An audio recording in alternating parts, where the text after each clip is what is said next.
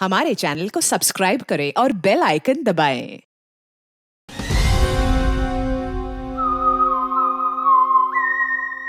Malshiras Pandharpur plot क्रमांक 7 वर लावण्यात आलेली पुणे पंढरपूर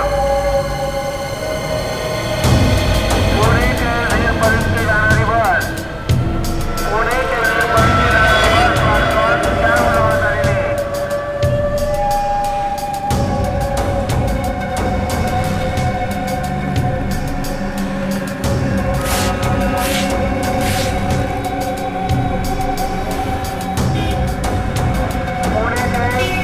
पुणे ते बिदर 5 वाजून 30 मिनिटांनी सुटणारी पुणे ते बिदर सोलापूर मार्गे जाणारी बस प्लॅट क्रमांक 8 वर लावण्यात आलेली पुणे बिदर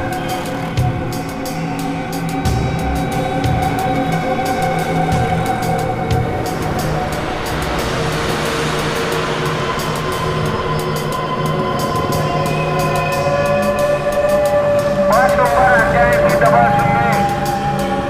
पुणे ते इंदापूर बस नंबर 8800 पुणे ते इंदापूर प्लॅट क्रमांक 9 वर लावण्यात आलेली पुणे इंदापूर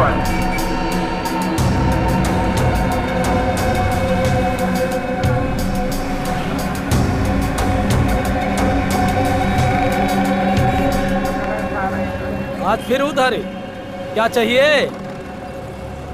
ये पाँव चुराती पैसे है?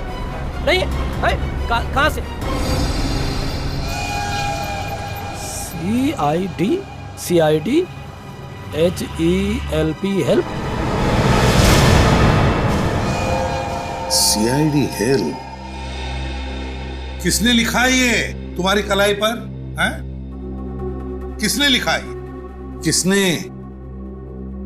श्रेया जरा बात करो इससे, लगता है ये बहुत डरी हुई है। सर देखो, अगर तुम हमें कुछ बताओगी नहीं तो हम तुम्हारी मदद नहीं कर पाएंगे। डरो मत, जो भी है सब सच सच बता दो। कौन हो तुम? तुम्हारा नाम क्या है? तुम चोरी क्यों कर रही थी?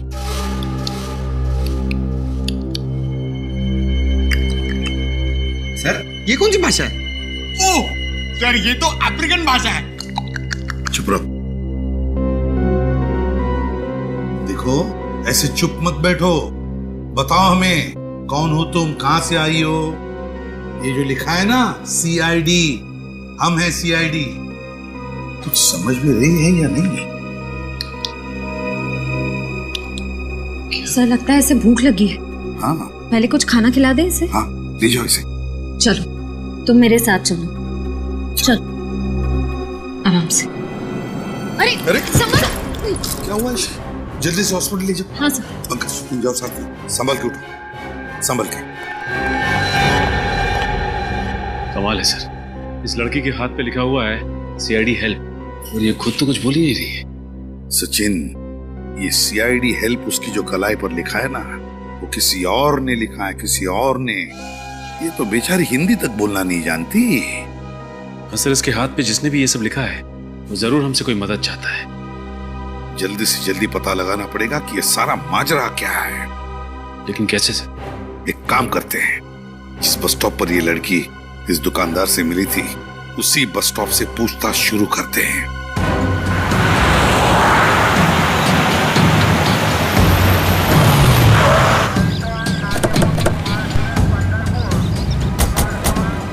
कहाँ पे सोई थी वो औरत? साहब उधर सोई हुई थी, ये सामने वाली दुकान मेरी है।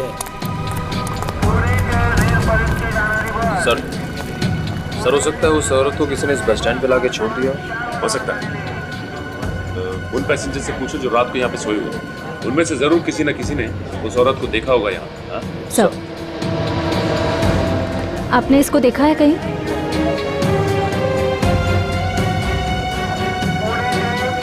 पुणे ते बिदर 5 वाजून 30 मिनिटांनी सुटणारी पुणे ते बिदर सोलापूर मार्गे जाणारी बस प्लॅट क्रमांक 8 वर लावण्यात आलेली पुणे बिदर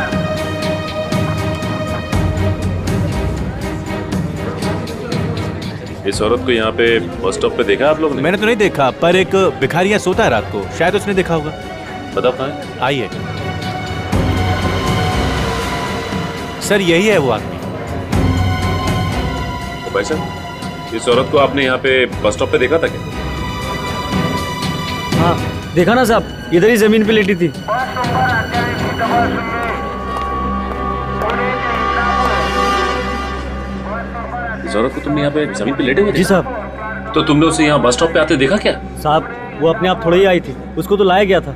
साहब साहब बताओ बात क्या है, क्या जानते हो उसके बारे में? साहब रात करीब 2 बजे जीप में 2 लोग इसको लेकर यहाँ आए थे और इसको छोड़कर यहाँ से चले गए। वो औरत चीखी चिल्लाई नहीं?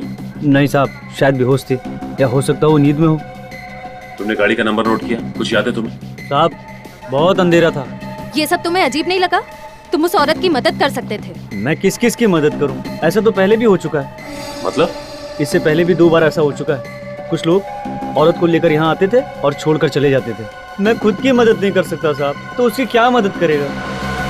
इसका मतलब इससे पहले भी 2 औरतें उस दरिंदे का शिकार हो चुकी हैं। लेकिन सर अभी तक हमारे पास उन दोनों औरतों के गायब होने की जानकारी नहीं है। हाँ, क्योंकि उन दोनों के हाथ पे सीआईडी हेल्प नहीं लिखा हुआ था। सर अब क्या करें? उस औरत के होश में आने का इंतजार। सालुंके साहब उस औरत के साथ में ही हॉस्पिटल में जहाँ पे उसका इलाज चल रहा है। अब इस केस की तह तक सालुंके साहब ही पहुंचा सकते हैं। अब कैसी तबीयत है इसकी? पहले से बेहतर है बॉस। और क्या बता सकता है इसके बारे में? बस 2 बातें पता चली हैं। एक तो ये कि इसके खून में हमें एक ऐसी दवाई मिली है जिसकी वजह से ये अपनी याददाश्त खो बैठी है। सर इसीलिए इससे अपना नाम नहीं याद आ रहा था। ये कौन है, कहां से आई है, इसके साथ क्या हुआ है, इसे कुछ पता नहीं। इस औरत की पूरी तरह से याददाश्त चली गई है, तो फिर ये औरत जरूर कुछ न कुछ तो जानती है। कोई ऐसा राज जो कोई नहीं चाहता उसका पर्दाफाश हो। पर हम उस राज का पता तो लगा ही लेंगे, और किसका राज है ये भी पता लगा लेंगे। और दूसरी बात ये बॉस कि इसके पेट की सर्जरी की गई है। इसका पेट काटा गया है और लगभग 25-30 घंटे पहले ही वापस से टांके लगाकर पेट सिला गया है, वो भी सस्ते वाले नायलॉन धागे से। पेट को काटा है तो कहीं इसका कोई ऑर्गन तो नहीं निकाल लिया? इसके किसी अंग की चोरी नहीं हुई है। तो फिर क्या हो सकता है? क्यों काटा होगा इसका पेट? ये बात अभी पता नहीं लगी है। सर इस औरत को तो कुछ याद ही नहीं है। अगर से होश भी आ गया तो भी हमें कोई जानकारी नहीं मिल पाएगी। पता लगा लेंगे निखिल, पता लगा लेंगे। वो 2 औरतें, बिल्कुल ऐसी 2 औरतें जिनको इसी हालत में छोड़ा गया था उस बस स्टॉप पर, उन 2 औरतों के बारे में पता लगा। आसपास जितनी भी हॉस्पिटल्स है वहां जाकर के पूछताछ करो, पता लगा उन 2 औरतों के बारे में। कोई ना कोई सुराग तो जरूर मिल जाएगा।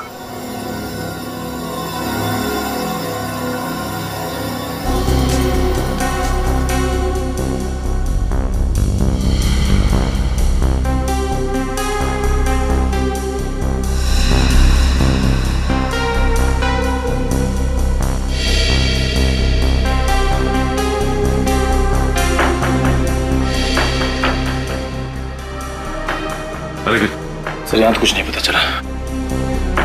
एक ही हॉस्पिटल बचा हुआ है अब, सिटी हॉस्पिटल। वहां चल के देखते हैं। सर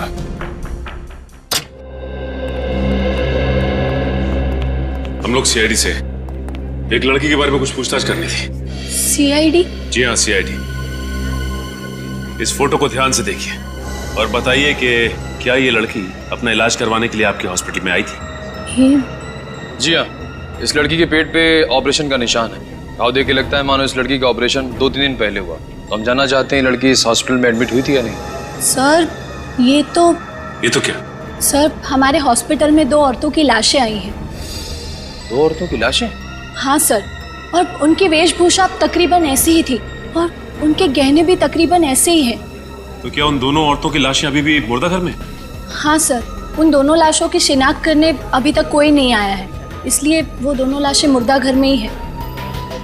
ठीक है, तो इन दोनों लाशों को हम देखना चाहेंगे। ठीक है सर, मैं अभी मॉर्ग के इंचार्ज को बुला देती हूँ।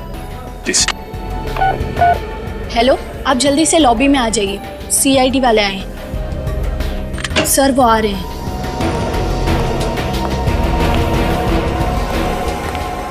सर। जी कहिए। आपके मुर्दा घर में जो 2 औरतों की लावारिश लाशें पड़ी हैं वो देखना चाहते हैं। ठीक है, यही है उन दोनों औरतों की लाशें। इन दोनों की पोस्टमार्टम रिपोर्ट मिल सकती है? मैं लेके आता हूँ अभी। प्लीज।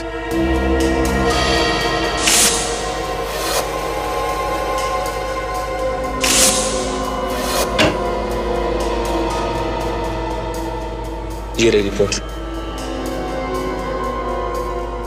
निखिल, ये देखो, पोस्टमार्टम रिपोर्ट में लिखा गया है कि इनके पेट में जो घाव है वो ऑपरेशन की वजह से नहीं है, और जिस डॉक्टर ने पोस्टमार्टम किया है उसका भी यही कहना है कि इनका ऑपरेशन नहीं किया गया है। मतलब सर, इनके शरीर से कोई भाग, कोई ऑर्गन निकाला नहीं गया? मतलब ये केस इलीगल ऑर्गन ट्रांसप्लांट का नहीं है, मामला कुछ और ही है। सर, अगर इनके शरीर से कोई भाग निकाला नहीं गया है तो फिर इनका पेट काटा क्यों, वापस सिलवाया क्यों गया होगा?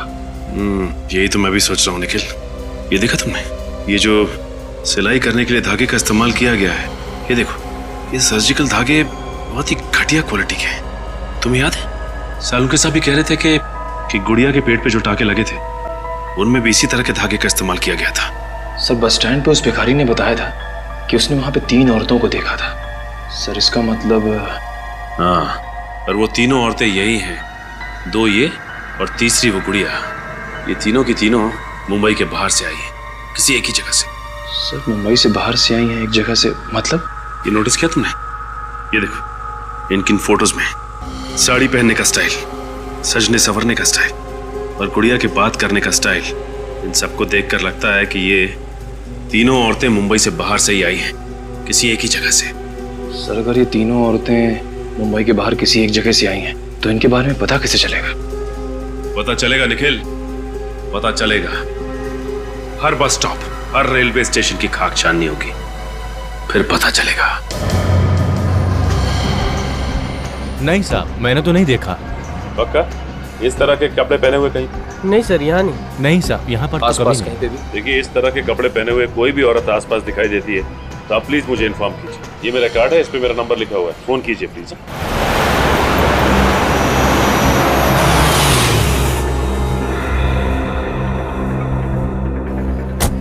सर, ये 6ठा बस स्टॉप है, लेकिन इस औरत के बारे में अब तक कुछ पता नहीं चला। पता चलेगा निखिल, हर बस स्टॉप पे पता करना पड़ेगा, जब तक ये पता नहीं चल जाता कि ये औरतें आ कहां से रही।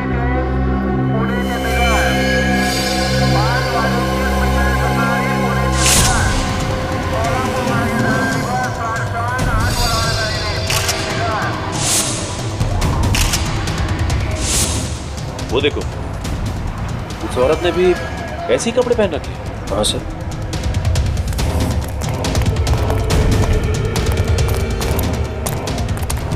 अरे यार सुनिए, देखिए घबराइए मत, हम लोग सीआईडी से। हाँ देखिए, डरिए मत, कुछ नहीं होगा आपको। इस औरत को देखिए, जानती हैं आप इसे? जानती? अच्छा ये बताइए कि आपका नाम क्या है, कहाँ से आई हैं आप? नीलगिरी के जंगले। नीलगिरी का जंगल? हाँ, आखिर इन भोली भाली अनपढ़ औरतों को नीलगिरी के जंगल से मुंबई क्यों लाया जा रहा है, और वो भी उनका बेवजह ऑपरेशन करने के बाद? कोई ना कोई राज तो जरूर छुपा है इस नीलगिरी के जंगल में, ये वहां जाकर ही पता चलेगा।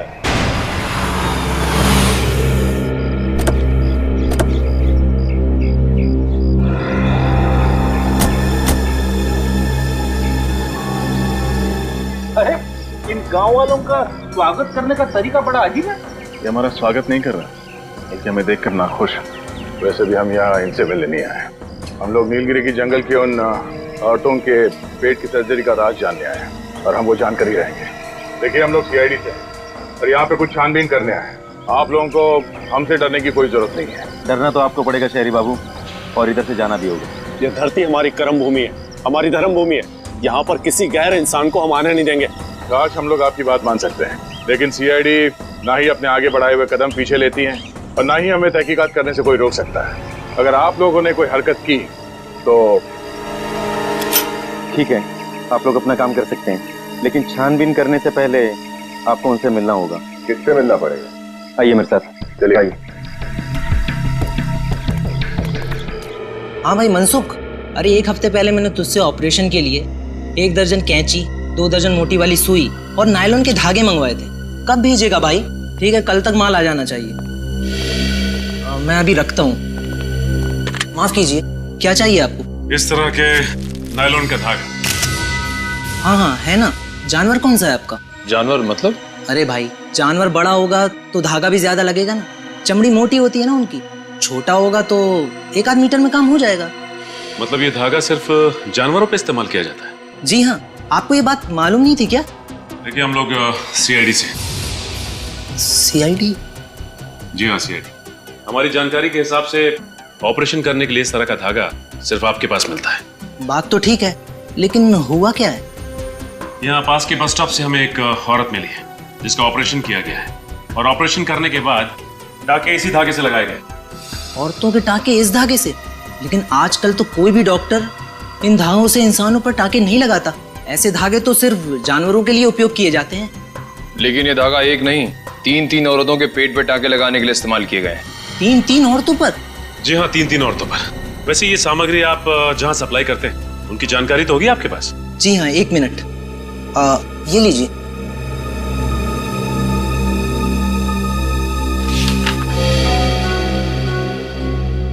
सर ज्यादातर ऑपरेशन का सामान बड़े बड़े क्लिनिक और सरकारी हॉस्पिटल में भेजे गए हैं। सर ऐसे हॉस्पिटल तो कानून का पालन करते ही होंगे। हाँ वो तो ठीक है, लेकिन निखिल, लेकिन ये देखो, बहुत से दवाखाने हैं जिनका लाइसेंस नंबर नहीं लिखा गया है यहाँ पे। इसका मतलब ये डॉक्टर्स गैर कानूनी तरीके से डॉक्टरी कर रहे हैं। सर हो सकता है सर, लेकिन इस रजिस्टर में उनका नाम है पता नहीं है। क्या चल रहा है? हाँ? चल क्या रहा? जिन दवाखानों का लाइसेंस तक नहीं है आप उन्हें माल सप्लाई कर रहे हैं, और जिनको माल सप्लाई कर रहे हैं उनका पता तक नहीं है आपके पास। वो क्या, आपसे तो बाद में निपटते हैं। उससे पहले शहर के जितने भी दवाखाने हैं जिनका लाइसेंस नहीं है वहां पे छापा मारते हैं, वहीं से कुछ ना कुछ पता चलेगा। देखो रामू, ये कोई आम खांसी नहीं, टीबी वाली खांसी है। अगर सही समय पे मेरे पास नहीं आते तो 15-20 दिन के लिए अस्पताल की खटिया पकड़नी होती। ये दवा लो, सुबह शाम खाने के बाद ले लेना, ठीक हो जाओगे। जी नमस्कार। छुट्टन, मैं ना कहता था, दद्दू बिल्कुल सही कहते थे, डॉक्टर भगवान का रूप होता है। बड़े भैया आप सही कह रहे हैं, दाम जैसे गरीबन के लिए डॉक्टर बाबू कितना कुछ नहीं करते। नहीं भाई, ऐसी कोई बात नहीं, भगवान का दिया हुआ सब कुछ है हमारे पास, इसलिए जनसेवा करते हैं। बताइए आप दोनों में से कौन बीमार है? अब बीमार तो कौनो नहीं है डॉक्टर साहब, अब बस थोड़ा सुख सुविधा का बंदोबस्त हो जाए, आपका कृपा हो जाए। मैं समझा नहीं। छुट्टन, क्या है डॉक्टर साहब के औरत का पेट का ऑपरेशन करवाना है। ऑपरेशन? अरे औजार वगैरह तो है, बस ऑपरेशन कर दीजिए। देखिए मैं ऑपरेशन नहीं करता, मगर आपके पास अगर कोई डॉक्टर है तो मैं अपना ऑपरेशन थिएटर भाड़े पे दे सकता हूँ। साहब डॉक्टर तो हमारा कोई नहीं है, एक मित्र है हमारे, लेकिन क्या है कि डॉक्टरी का लाइसेंस नहीं है उनके पास। चलेगा? चलेगा। यहाँ पे जो भी डॉक्टर ऑपरेशन करता है उसके पास लाइसेंस नहीं रहता। तो मतलब कोनो टेंशन वेंशन नहीं है? ये कोई नई बात नहीं है, हर महीने 1 आध पार्टी आ जाती है ऐसा ऑपरेशन करने। अच्छा, महीने में कौन कौन आता है कुछ बताएंगे का? तुम्हें क्या लेना देना उसे? ऑपरेशन करवाना है तो बोलो, 1 घंटे के 20,000 रुपए। 20,000?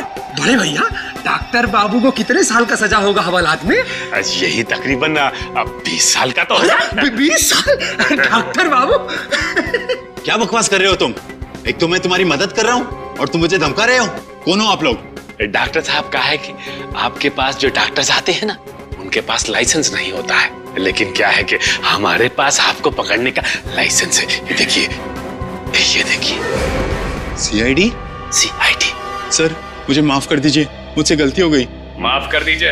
पहले बता महीने में कौन कौन आता है एक बार यहाँ पे ऑपरेशन करवाने के लिए गैर कानूनी तरीके से? सर गांव के 2-4 गुंडे गांव की कुछ औरतों को लेके आते। गांव की औरतों को लेके आते हैं या फिर जंगल की औरतों को? शायद जंगल में रहने वाली औरतें, लेकिन किस चीज का ऑपरेशन होता है वो मुझे नहीं मालूम। देख सच सच बोल, झूठ मत बोल, समझा? सर मैं सच कह रहा हूँ, मैं पैसे लेके 2 घंटे के लिए बाहर चला जाता हूँ। और क्या पता है उसके बारे में? सर एक बात है, जो भी औरतें अपने ऑपरेशन करवाने के लिए आती थी वो अपनी मर्जी से आती थी। अपनी मर्जी से आते? बिना जोर जबरदस्ती के? सर ये कैसे मुमकिन हो सकता है?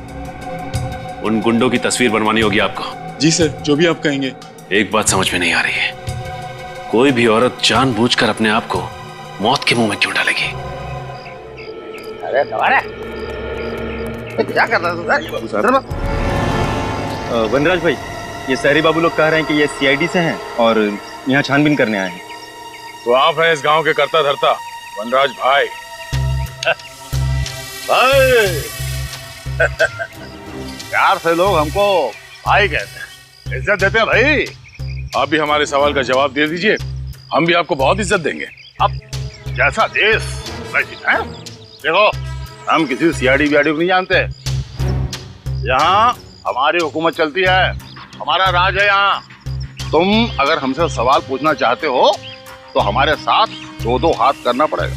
अगर तुम जीते तो हम तुम्हारे एक नहीं 2-2 सवालों के जवाब देंगे। अगर हम जीते तो तुमको यहाँ से खाली हाथ जाना पड़ेगा। बोलो मंजूर? ठीक है, हो जाएगा 2 हाथ। ये क्या कह रहे हैं सर आप? देखते जाओ कैसे मजा चखाते हैं। ये लड़ेगा मेरे से चूचू का मुर्गा, ये लड़ेगा मेरे से।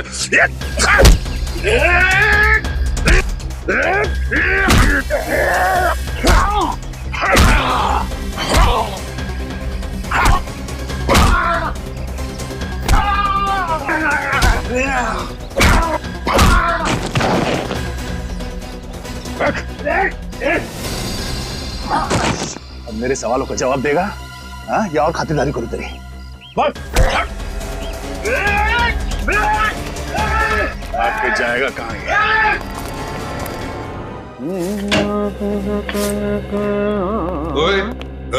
ये क्या ये सुनने के लिए तूने जल्दी बुलाया हमको? तेरा गाना? अरे गा नहीं रहा हूँ बॉस, गुनगुना रहा हूँ। दोनों में फर्क होता है। और बुलाया मैंने आपको इसलिए ताकि आपसे ये सुन सकूं, वाह सालुखे कुछ बात है तुझमें। वाह सालुखे कुछ बात है तुझमें, ऐसे मैं कहूँ? हाँ। क्यों? तूने ये पता लगाया कि इन औरतों के ऊपर ये जो सर्जरी के निशान है वो क्यों है? पता लगा लिया मैंने, पता लगा लिया है कि इन दोनों के पेट पर वो सर्जरी का निशान कैसा है। मतलब डॉक्टर सालुखे ने अपना दिमाग लगा लिया? हाँ। क्या पता लगा लिया आपने? इन दोनों औरतों का इस्तेमाल इंसानी कुरियर की तरह से हो रहा था। क्या? इन औरतों को इंसानी कुरियर की तरह इस्तेमाल किया गया? हाँ, इन दोनों के पेट को काट कर कोई चीज जबरदस्ती इनके पेट के अंदर रखी गई और फिर पेट को सिल दिया गया। और दोनों के पेट पर 2-2 बार काटने के निशान हैं, 2 बार के टांके हैं अलग अलग किस्म के। मतलब सर? मतलब ये कि पहले इनके पेट को काट कर कोई चीज जबरदस्ती इनके पेट के अंदर रखी गई और पेट को सिल दिया, और बाद में टांके काट कर वो चीज बाहर निकाली गई और फिर से टांके लगा करके पेट को सिल दिया गया। मतलब इन बेचारी औरतों को स्मगलिंग के लिए इस्तेमाल किया गया। लेकिन तुझे पता कैसे चला सालुखे? बॉस, जब वो चीज जबरदस्ती इनके पेट के अंदर रखी गई तो इनके पेट की कुछ मांसपेशियां फट गई थी और उसमें जगह बन गई कुछ रखने के लिए। हाँ। सर अगर ये पहली औरत के साथ भी ऐसा ही हुआ तो पता कैसे नहीं चला? वो इसलिए कि जब उस औरत को अस्पताल में लाया गया वो जिंदा थी, और जब तक मैं उसकी जांच करता उसकी मांसपेशियों के घाव अपने आप भर गए थे। लेकिन इन दोनों औरतों को अस्पताल में जब लाया गया ये मर चुकी थी, इसलिए घाव भरने का कोई सवाल ही पैदा नहीं होता। स्मगलिंग करने के बहुत सारे तरीके आज तक देखे, लेकिन सबसे अजीब तो ये है। डॉक्टर साहब, इनके पेट में रखा क्या गया था? वो पता नहीं चल पाया, वो पता लगाना पड़ेगा। हाँ सर, ये तो पता लगाना ही पड़ेगा कि आखिर ये तस्करी किस चीज की हो रही थी। सचिन, पता तो हम लगा ही लेंगे कि किस चीज की तस्करी की जा रही थी, लेकिन है कौन ये टेढ़ा दिमाग जिसने इन बेचारे गरीब औरतों का इस तरह से इस्तेमाल किया? है कौन ये? मनराज, मनराज, ये गन नीचे, गन नीचे। माफ कर दो, गलती हो गई साहब, गलती हो गई साहब, माफ कर दो। क्यों पहलवानी भूल गए? साहब मैं डर गया था साहब, मैं अपने लोगों के सामने अपनी नाक कैसे कटा सकता साहब, इसीलिए मैंने उन लोगों के सामने आपसे 2-2 हाथ करने की चुनौती दी थी साहब। आप जीत गए साहब, मैं हार गया साहब, माफ कर दो साहब। तो तुम वहां से भागे क्यों? मैं डर गया था साहब। सच्ची बताऊं साहब, मैं जंगल की लकड़ियां काट करके उसकी तस्करी करता हूँ साहब। मुझे नहीं मालूम था साहब इतने से जुर्म के लिए सीआईडी वाले मुझे पकड़ने के लिए यहाँ तक आ जाएंगे साहब। ये लो, हम लोग जंगल के औरतों की बात कर रहे हैं और ये जंगल के लकड़ियों की बात कर रहा है। जंगल की औरतें? मैं कुछ समझे नहीं साहब। इसे जानते हो? ऐसी औरतों को नीलगिरी के जंगल से मुंबई लाया जाता है, इनका पेट काट के टाके लगाए जाते हैं। पेट के टाके? हाँ। मैं ऐसा कुछ नहीं जानता साहब। मैं सच्ची बताऊं साहब, अगर हमारे गांव में कोई अनजान आदमी घुस जाता तो हम लोग उसको चेतावनी देकर के छोड़ देते हैं, लेकिन ये नीलगिरी के लोग बहुत खतरनाक लोग हैं साहब। एक बार मैंने अपने कुछ साथियों को नीलगिरी के जंगल में भेजा था कब्जा करने के लिए। पता नहीं साहब वो कहाँ गया, आसमान खा गया कि जमीन निकल गया, आज तक वापस नहीं आया था। हाँ सर। क्या स्मगलिंग? किस चीज की स्मगलिंग सर? ठीक है सर, मैं पता लगाता हूँ। ओके। एसीपी साहब का फोन था। उन औरतों का पेट काट कर उनमें कोई चीज रखी जाती थी स्मगलिंग करने के लिए। मनराज, नीलगिरी के जंगल में ऐसे कौन सी कीमती चीज है जिसकी तस्करी के लिए कोई इतनी घिनौनी हरकत करेगा? ऐसी कोई चीज है नहीं साहब, मैं इस जंगल के चप्पे चप्पे से वाकिफ हूँ साहब। अगर यहाँ ऐसी कोई चीज होती तो मैं जंगल की लकड़ी की तस्करी क्यों करता साहब? हाँ, पुरातत्व विभाग के कुछ लोग यहाँ पे आए थे, 3 साल तक उन्होंने खोजबीन की, लेकिन उनको भी कुछ नहीं मिला था। कब हुआ था ये सब? पुरातत्व विभाग वाले लोग कुछ 5 साल पहले आए थे साहब।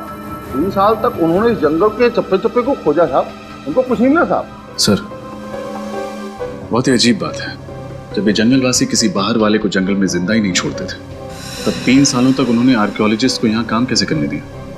उस आर्कियोलॉजिस्ट का पता लगाना होगा जिसने नीलगिरी के जंगल में इतना समय बिताया। वो इस जंगल के चप्पे चप्पे से वाकिफ है। रजत, काम करो, जंगल की तलाशी लेने की तैयारी करो। आप? जी, मैं सुष्मिता, निशिकांत की पत्नी। अच्छा, हमें निशिकांत जी से ही मिलना है। लेकिन वो तो 2 साल पहले ही गुजर गए। माफ कीजिएगा, हमें पता नहीं था। कैसे मौत हुई उनकी? अब मैं क्या बताऊं? निशिकांत नीलगिरी के जंगलों में कुछ अमूल्य वस्तु की खोज करने गए थे। 3 साल वहाँ पर रहे भी, पर उन्हें वहाँ पर कुछ नहीं मिला। पर जब लौटे तो बहुत खुश थे। इतनी मेहनत के बाद उन्हें कुछ मिला नहीं, फिर भी वो खुश थे। क्यों? क्योंकि सरकार ने उन्हें आर्कियोलॉजी के लिए नेशनल प्राइड अवार्ड देने का फैसला लिया था और उन्हें कुछ सर्टिफिकेट और मेडल भी मिलने वाले थे।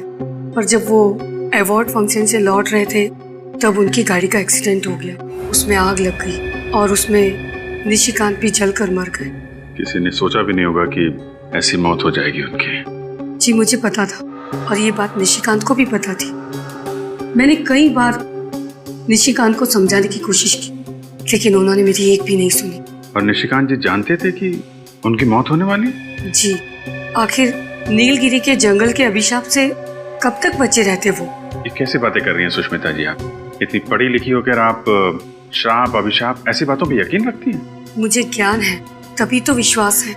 उस खौफनाक अभिशाप के मुताबिक उस जंगल वासियों के अलावा जो भी कोई उस जंगल में घुसने की कोशिश करेगा तो नीलगिरी जंगल के देवता उस पर क्रोधित हो जाएंगे और उसे कभी क्षमा नहीं करेंगे। आग की बारिश करके नीलगिरी जंगल के देवता उस पापी को जलाकर राख कर देंगे और निशिकांत की मौत भी जलने से हुई है। ये आपका अंधविश्वास है सुष्मिता जी। इस हकीकत के बारे में निशिकांत ने खुद रिसर्च करके पता लगाया था और ये आज की बात नहीं है, हजारों साल पहले की बात है।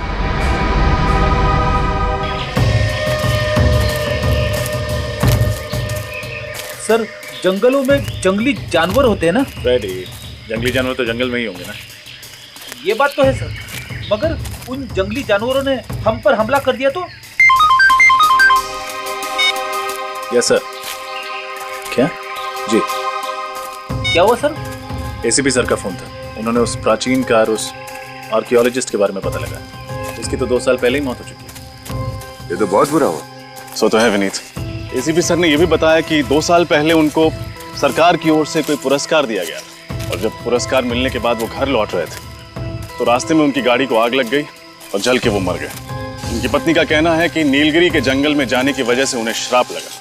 कैसा श्राप? फ्रेडी, उनकी पत्नी का मानना है कि नीलगिरी के जंगलों में जंगली लोगों के अलावा अगर कोई और जाता है तो उसे जंगल के देवता का श्राप लगता है, उस पर आग की बारिश होती है। अरे बाप रे, फिर तो हमको भी श्राप लगेगा और हम पर भी आग की बरसात होगी। क्या फ्रेडी, भी ऐसी चीजों में मानते हो क्या? नहीं सर, वो बात नहीं है, मगर सावधानी बरतने में ही समझदारी है ना।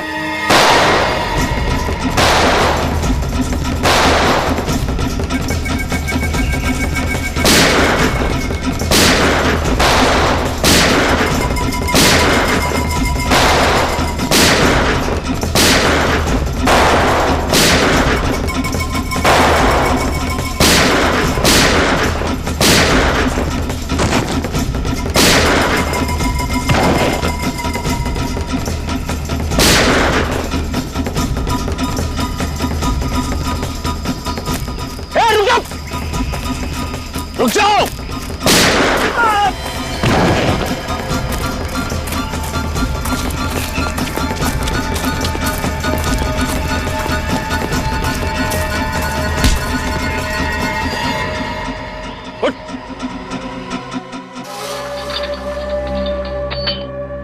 आखिरी बार पूछ रहा हूँ, बता क्यों मारना चाहते थे हमें?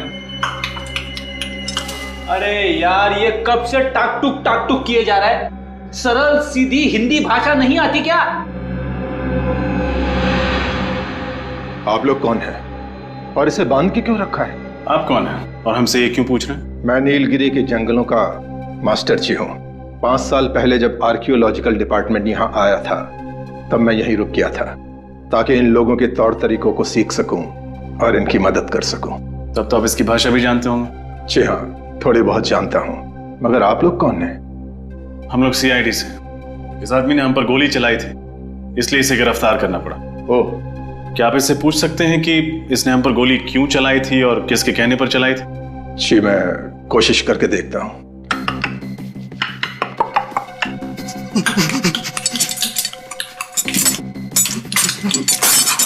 ये क्या कह रहा है? मैं समझने की कोशिश कर रहा हूँ मगर ठीक से समझ नहीं पा रहा हूँ। आपको देखकर ये बिल्कुल सहम गया है। मैं इन लोगों का ख्याल रखता हूँ, बीमारी में इनकी सेवा करता हूँ, इसलिए जंगल के वासी मेरा आदर सम्मान करते हैं। इसके हाथ पर ये गोदन है, कम से कम इसका मतलब तो समझा सकते हैं आप? देखिए, जैसा कि मैंने कहा, मैं ठीक से तो नहीं जानता, कोशिश करके देखता हूँ।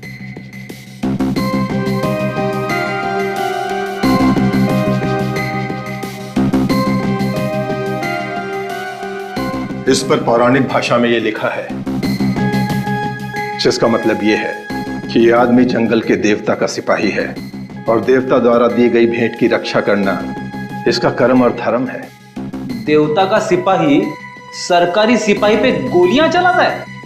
ये लोग इस जंगल को अपनी जन्मभूमि मानते हैं और इसकी सुरक्षा करना अपना कर्तव्य समझते हैं। इन लोगों का मानना है कि अगर बाहर का कोई इंसान इस जंगल में प्रवेश करेगा तो जंगल के देवता नाराज हो जाएंगे और उन पर आग की बारिश होगी। फिर आग की बारिश? आग की बारिश का मतलब क्या है? हो सकता है ये सब काल्पनिक हो, लेकिन इन लोगों का इस बात पर बहुत भरोसा है।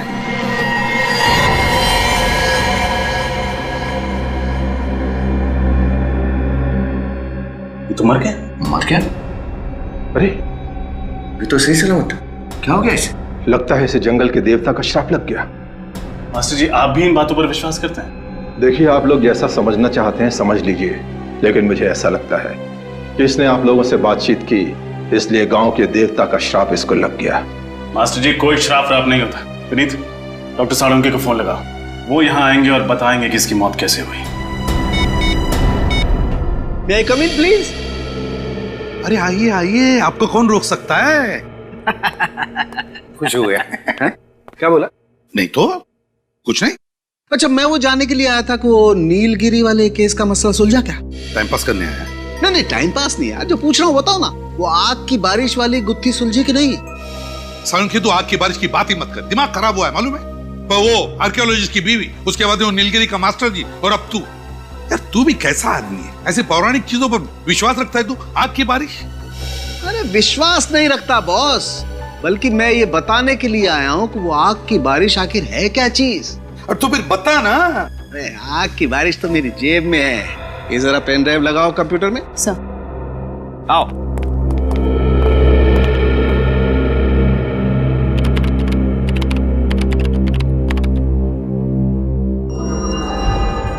ये देखो बस, ये उल्का पिंड, जिन्हें आप उल्का तारा भी कह सकते हैं। मीटियोराइट्स और कॉमेट्स।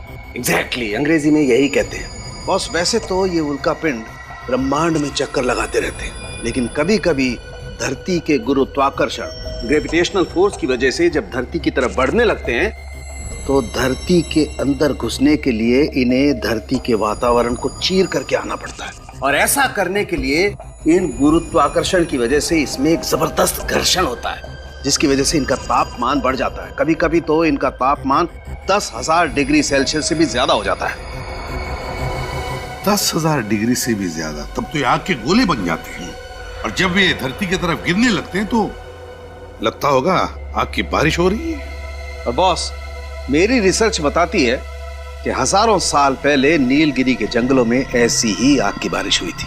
और शायद इसीलिए नीलगिरी के जंगल में रहने वाले लोगों को लगता होगा कि अगर कोई बाहर का आदमी उनकी जमीन पर पैर रखे उनकी देवताओं की इजाजत के बगैर, तो देवताओं को गुस्सा आता होगा और वो आग की बारिश करते होंगे उस पर। हाँ विनीत, क्या? अच्छा ठीक है, ओके। यार साळुंखे, तूने तो कमाल का रिसर्च कर दिया यार। तुझे तो गिफ्ट देनी पड़ेगी। हाँ दो, जरूर दो। आजा आजा। साळुंखे, तुझे मैं नीलगिरी के जंगल की सफर करवाता हूँ। नहीं नहीं, मैं नीलगिरी के जंगलों में क्या करूंगा? नहीं बॉस, मैं अपनी लैब में ठीक हूँ यार। अबे डरता क्या है, वहां कोई आग की बारिश वारिश नहीं होने वाली है। फिर भी यार साळुंखे, वहां पर एक नीलगिरी वासी की मौत हुई है हमारे लोगों की आंखों के सामने, और मैं चाहता हूँ कि तू वहां चले जाए। ओह अच्छा अच्छा, तुम नहीं आओगे? पिकनिक है। नहीं नहीं, मतलब तुम होते तो। अब अभिजीत आ रहा है। हाँ ठीक है, और भाभी के हाथ का सलाद भी लेके जाना साथ में। भाभी का नाम नहीं लेना यार। हाँ समझा? अच्छा क्या यार, फंसा देते हो तुम लोग यार।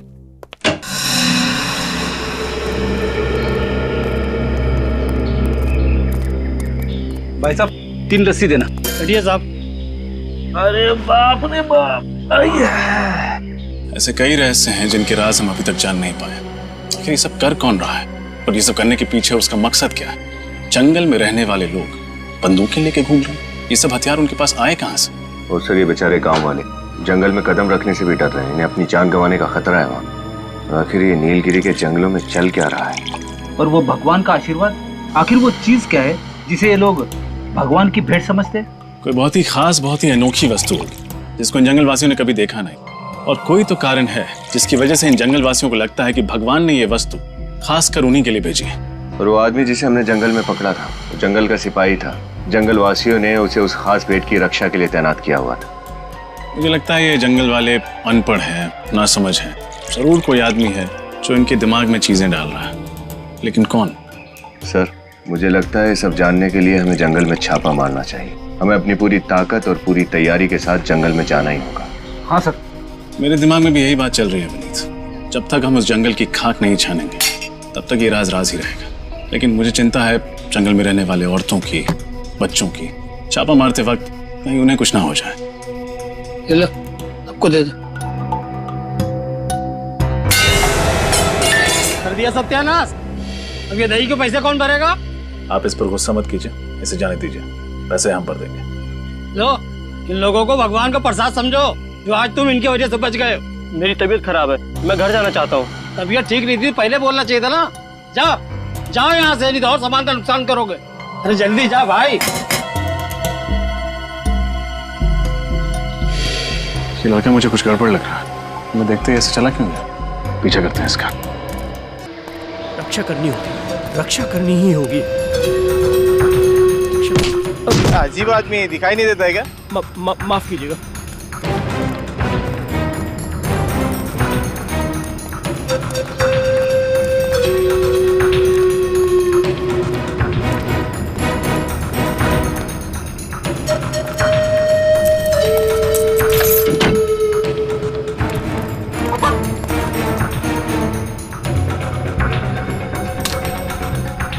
सुरक्षित है, भगवान की धरोहर सुरक्षित है। मगर कब तक? शहर के लोग इसे ढूंढते हुए यहाँ तक आ गए। तो ये है भगवान का उपहार, लो हमें दे दो। नहीं, कभी नहीं। तुम सब लालची हो, राक्षस हो। हमारे देवता के आशीर्वाद को हमसे छीनना चाहते हो। देखो, चुपचाप ये बॉक्स हमारे हवाले कर दो, वरना क्या? मैं अपने प्राणों की आहुति दे दूंगा, मर जाऊंगा, लेकिन जंगल के देवता के इस उपहार को तुम शहरी लोगों के हाथों में कभी नहीं दूंगा। हम पर विश्वास करो, हम सीआईडी से, हम जंगल वासियों के दुश्मन नहीं, शुभ चिंतक है। नहीं, झूठ बोला है तुम सब। तुम शहर के लोग अभिशाप बन के आए हो हमारे लिए। देखो, हम जंगल वासियों का धरोहर नहीं छीनना चाहते, हम बस उस गुनहगार को पकड़ना चाहते हैं जो नीलगिरी के जंगल की भोली भाली औरतों को तस्करी के लिए इस्तेमाल कर रहा है। हम उस राक्षस को पकड़ना चाहते हैं। क्या तुम उन भोली भाली औरतों को नहीं बचाना चाहते? नहीं, आप लोगों का ये इरादा नहीं है। मैंने आपकी बातें सुनी है। आप इस नीलगिरी के जंगल को बर्बाद कर देना चाहते हैं, यहाँ के जीवन और यहाँ की शांति को नष्ट कर देना चाहते हैं। बात सुनो, हम जंगल को बर्बाद करने नहीं आए, हम उन दुश्मनों को पकड़ने आए हैं जो बंदूक लेके घूम रहे जंगलों में। वही असली दुश्मन है जंगल के, समझे? हाँ, हम तुम्हारे दोस्त हैं, दुश्मन नहीं। हम पर विश्वास रखो प्लीज, हम पर विश्वास रखो। मगर लाओ, ये बॉक्स हमें दे दो। ठीक है साहब, आप लोग इसकी रक्षा कीजिएगा, किसी गलत हाथों में मत पड़ने दीजिएगा साहब।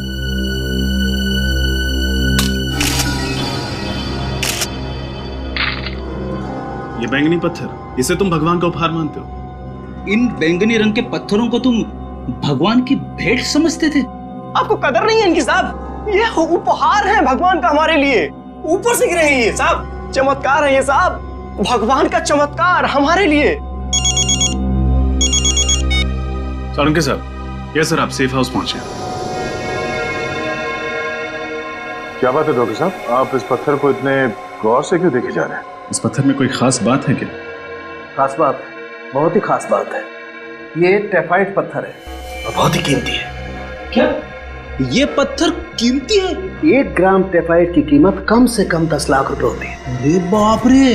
और ये जो सारे पत्थर तुम लोगों को मिले हैं, इनकी कीमत कम से कम 25 से 30 करोड़ रुपए है। सर फिर तो जरूर इन्हीं अमूल्य टेफाइट पत्थरों को औरतों के पेट में छिपाकर उनकी तस्करी का रैकेट चलाया जा रहा था। हाँ, तुम बिल्कुल ठीक कह रहे हो। इन पत्थरों की ही तस्करी हो रही थी उन औरतों के जरिए।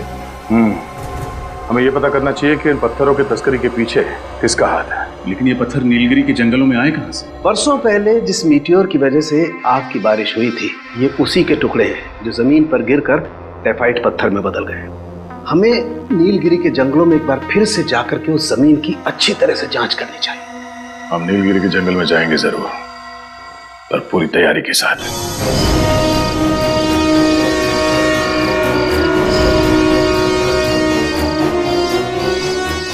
जो हरे रंग के आकार दिख रहे हैं वही जंगलवासी है। कहाँ सर? मुझे तो कोई दिखाई नहीं दे रहा। वो जो घर जैसी चीज है वहां देखो, तो आदमी दिखे। अरे हाँ, ये गॉगल तो बड़ा ही कमाल का है, अंधेरे में भी आदमी दिखाई देते। वह धीरे बोलना चाहिए, उन जंगल वासियों की सुनने की शक्ति बहुत तेज होती है।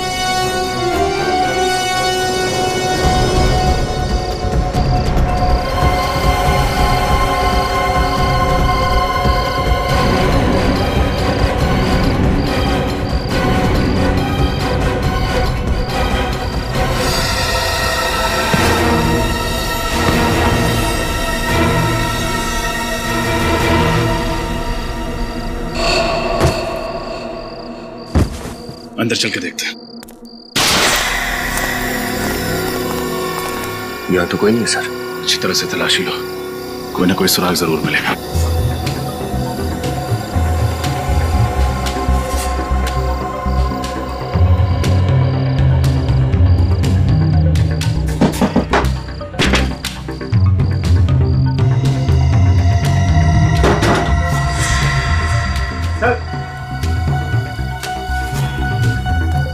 ये देखिए सर,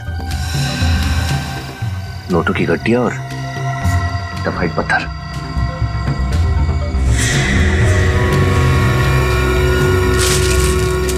इतने सारे टेफाइट के पत्थर, इनकी कीमत तो करोड़ों में होगी। ऐसा कौन हो सकता है जो नीलगिरी की अमूल्य अमानियत को चुराने की साजिश कर रहा है? लगता है कोई। अरे ये कौन है? खोलो इन्हें, गलती से जंगल में आ गए होंगे और जंगल वासियों ने इन्हें यहाँ जबरदस्ती बंदी बना के रखा होगा। पानी पानी पानी पानी पानी।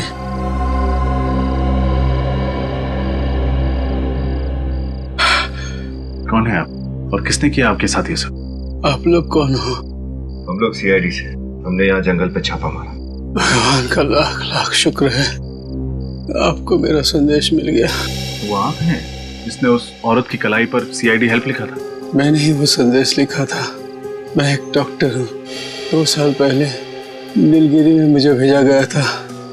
जंगल वासियों की तबीयत बहुत बिगड़ गई थी, लेकिन मुझे अगवा कर लिया गया और 2 साल तक मुझे इसी तरह बंदी बना कर रखा था।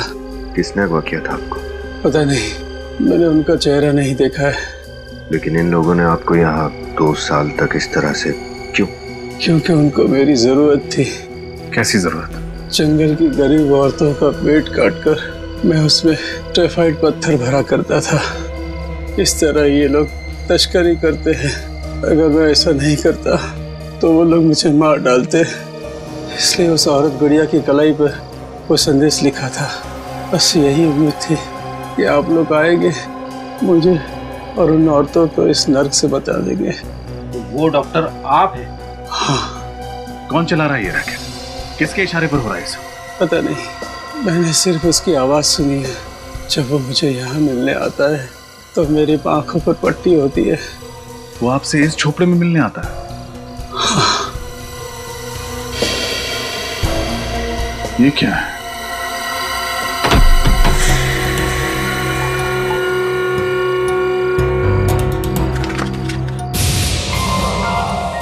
सर्टिफिकेट।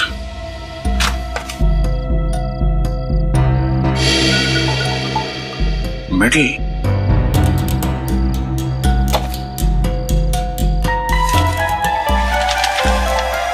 तो ये है, इसका हाथ है इस पूरे रैकेट के पीछे।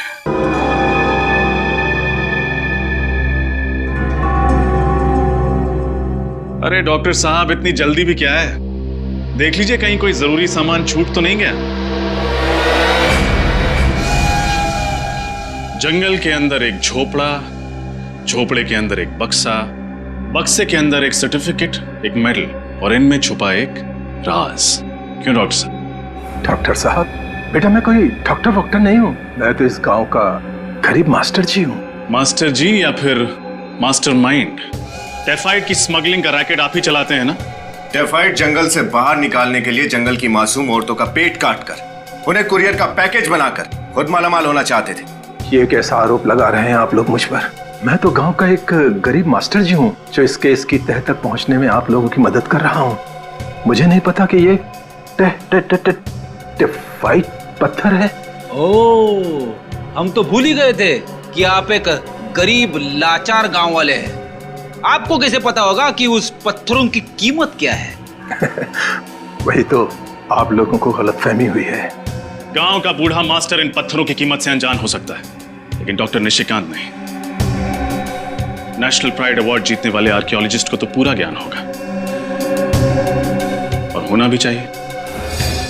एक कदम भी आगे मत बढ़ाना वरना। जरा ध्यान से देखो डॉक्टर साहब, हमारे हाथ में बंदूक है, ये चाकू हमारा क्या बिगाड़ लेगा? ये कोई आम चाकू नहीं है। इस चाकू की धार पे मैंने जहरीले पौधे का लेप लगाया हुआ है। ये वही जहर है जिससे उस आदमी की मौत हुई थी? हाँ, उस आदमी के हाथ का टैटू देखते समय मैंने उसके हाथ में छोटा सा पिन चुभो दिया था जिसमें ये जहर लगा हुआ था। कुछ ही पल में तुम भी ब्यूरो में कैद हो गए। इससे तो अच्छा होगा कि मैं अपनी जिंदगी खुद ही खत्म कर लूं।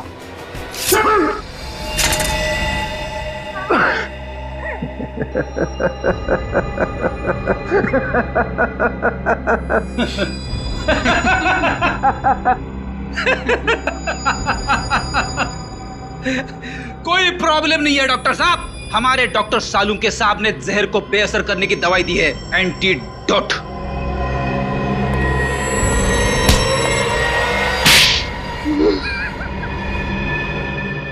बताओ, किस नाम से बुलाया तुमको? निशिकांत जी या फिर मास्टर जी? जब मैं नीलगिरी के जंगलों में प्राचीन चीजों की खोज के लिए खुदाई कर रहा था तो मुझे टाइफाइड पत्थर मिला, और उसे देखते ही मेरे मन में लालच आ गया, क्योंकि मैं जानता था कि वो पत्थर बहुत कीमती और बहुमूल्य है। और फिर मैंने उस बेशकीमती पत्थर को हासिल करने का एक प्लान बनाया।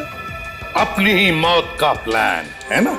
अपनी गाड़ी में बिठा दिया किसी को और लगा दिया आग, उस गाड़ी जलने की आग में जल गया निशिकांत, और पैदा हुआ एक राक्षस मास्टर जी। लेकिन एक बात समझ में नहीं आई कि नीलगिरी के जंगल के रहने वाले लोगों ने तुम्हें जंगल में वापस कैसे जाने दिया? खुदाई के दौरान मैं 3 साल तक वहां रहा था और मैंने उनके तौर तरीके सीख लिए थे। और जब मैं दोबारा वहां पहुंचा मास्टर जी के रूप में, तो मैंने उस बात का फायदा उठाया और उन लोगों की खूब सेवा की, जिससे वो लोग मुझ पर और ज्यादा भरोसा करने लगे थे। और उस भरोसे का गलत फायदा उठाया तुमने, टाइफाइड की स्मगलिंग शुरू कर दी। लेकिन एक बात समझ में नहीं आई, स्मगलिंग करने के लिए क्या जरूरत थी? उन औरतों का पेट फाड़ने की और कोई तरीका नहीं था? और कोई रास्ता नहीं था मेरे पास, इसलिए मैंने नीलगिरी गांव के एक सामान्य से डॉक्टर को अगवा कर लिया और गांव की औरतें जब अपने पेट के दर्द के इलाज के लिए वहां आती थी तो वो डॉक्टर उसके पेट की सर्जरी करके टाइफाइड पत्थर को उसमें छिपा देता और फिर हम उसे शहर भेज देते थे। उन औरतों के घर वाले उनके बारे में पूछते नहीं थे? मैं उन्हें समझा देता कि वो जंगल के किसी जानवर का शिकार हो गई होगी और वो लोग आसानी से मेरी बात को मान लिया करते थे। और तुम्हारी इस गांव के क्लिनिक में पेट काट कर टाइफाइड पत्थर भरे जाते थे, और जिस क्लिनिक में हम लोग गए वहां पे पेट काट कर ये पत्थर निकाले जाते थे, राइट? हाँ? पैसा पैसा पैसा, तुम्हारे इस पैसों की लालच ने न जाने कितनी निर्दोष औरतों की जान ली। इंसान के रूप में राक्षस, और ऐसे राक्षस का अंत फांसी के फंदे पर ही होगा। For more updates, subscribe to our channel, click the show links and enjoy watching the videos.